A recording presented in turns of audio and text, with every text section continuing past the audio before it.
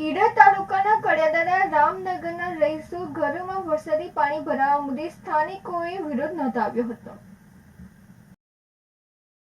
સતત વરસી રહેલા વરસાદના કારણે ઈડર તાલુકાના કડિયાદરા ગામમાં રામનગર વિસ્તારમાં પાણી ભરાઈ જતા રહીશોને ભારે હાલાકીનો સામનો કરવો પડે છે। ચોમાસાની ઋતુમાં એક વાર નહીં પરંતુ 3 વાર આ વિસ્તારના મકાનો તેમજ ફળિયામાં કેડ સમાન વરસાદી પાણી ભરાયા હતા। કડિયાદરાના રામનગર વિસ્તારમાં પંચાયત R&B વિભાગ દ્વારા બુદ્ધિનું પ્રદર્શન કરવામાં આવ્યું છે। પાણીના યોગ્ય નિકાલ માટે પંચાયત દ્વારા અવારનવાર રજૂઆતો છતાં આંધળા અને બહેરા અધિકારીઓ આંખ આડા કાન કરે છે। આ મુદ્દે મહિલાઓ, બાળકો, વૃદ્ધો, યુવાનોએ પ્રાંત કચેરી ખાતે એકત્ર થઈ વિરોધ વ્યક્ત કરી રોષ ઠાલવ્યો હતો। સ્થાનિકો દ્વારા ઈડર પ્રાંત કચેરી એકઠા થઈ વરસાદી પાણીના નિકાલ માટે યોગ્ય પગલાં ભરવા માંગણી કરવામાં આવી રહી છે।